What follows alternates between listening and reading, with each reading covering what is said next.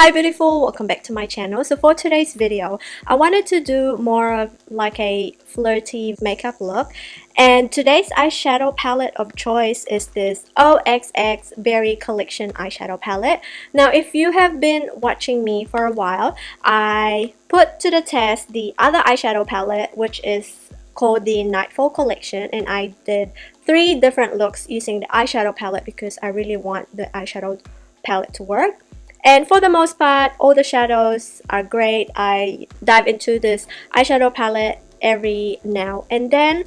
But for today's video, I wanted to try the Berries collection. Now, this eyeshadow palette retails for $12 and it is available from Kmart if you live in Australia and New Zealand. So this is what the palette looks like. As you can see, it has more of that berry / peachy / cranberry shades to it.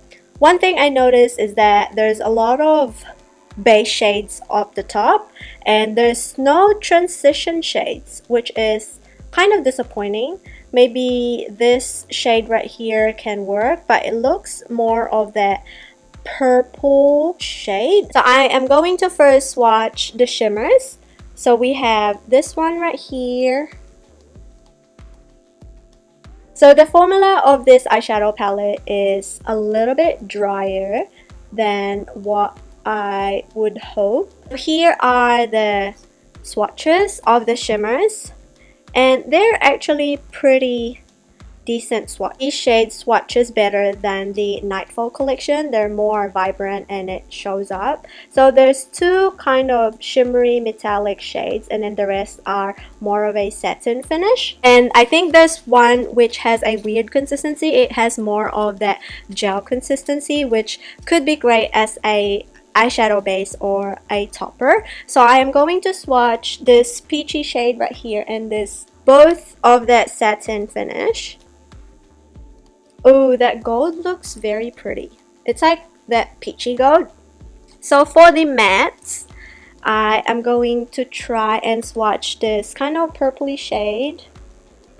This one right here, which is more of that pinky shade. And then we have somewhat of a light transition color. This one right here. And of course the white. So here are the shades. These 3 right here look somewhat similar, except for this one is a little bit cooler than the other 2. But for the most part, you can't really tell. And the mattes in here, on the other hand, are a bit patchy. As you can see right there, they're a little bit chalky. It didn't really glide on, and that one kind of oxidized a little bit on the sides.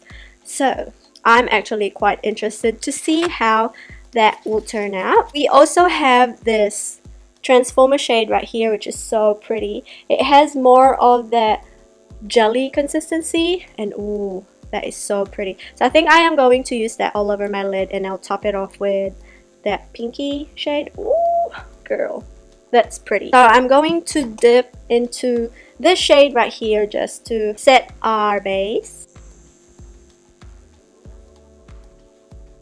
It's a little bit chalky. Kind of disappointed that there's no transition shade in this eyeshadow palette. I'm just gonna go and dip into this shade right here. See if that will work. It has more of that purpley gray undertone. It's a little bit powdery and chalky. It comes out a little bit ashy on my skin. I'm just gonna fluff this all over my lid because I'm not actually sure if it's even showing up. So what I'm actually going to do is to dip into this shade right here, which is more of a satin finish, and I'm going to use that as my crease shade, if you will. This one is a little bit sheer, but it's showing up. We'll see if it will show up if I use a different brush. I tried to blend it and it automatically disappeared. So I think it has the same problem as the previous palette. So what I'm going to do is to actually stamp it instead of trying to blend it out.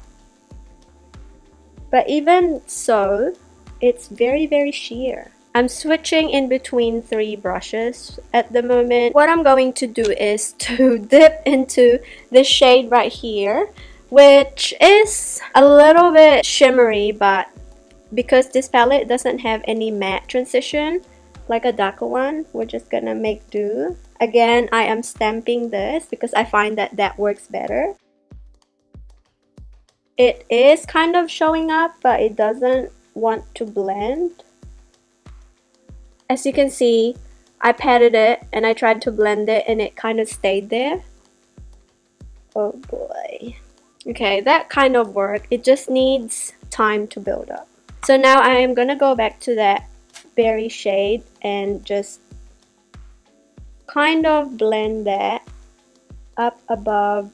I don't really want to touch this because once I try to fluff it, everything that we worked hard for will disintegrate. So what I am going to do is to apply this shade right here on the lid, and I'm going to use my finger.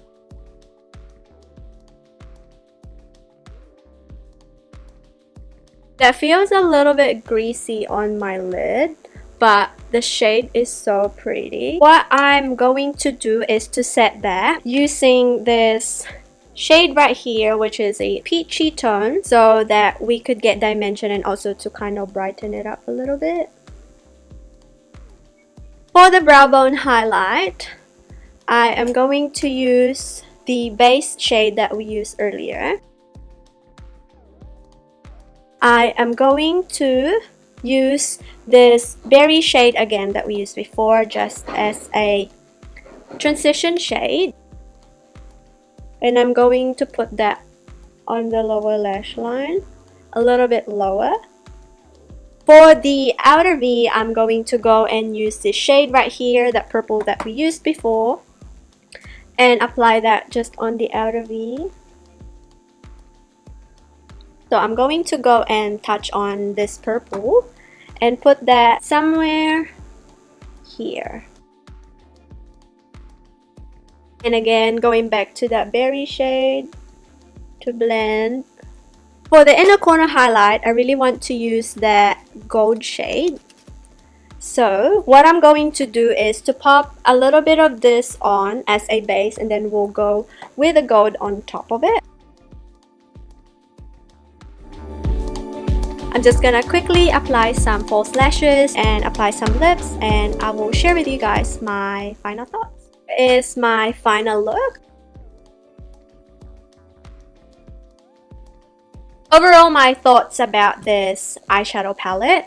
I personally think the Nightfall eyeshadow palette is a lot better when it comes to transition shades and blending, because the problem I have with this eyeshadow palette is that I can't really blend it properly. So the best way I find is to tap and kind of sweep a little bit, not entirely like do a windshield swiper motion, because chances are once you kind of sweep the product, nothing comes off the brush. It kind of just disperses in thin air. I do find, however, that the satin shades right here can be used as transition shades. I just realized that when I was doing my lower lash line. So this shade right here and this shade and this one right here can actually pass as a transition shade, but just be careful though, because it has a little bit of sheen to it. My personal favorite from the palette is this one right here, which is the Transformer shade.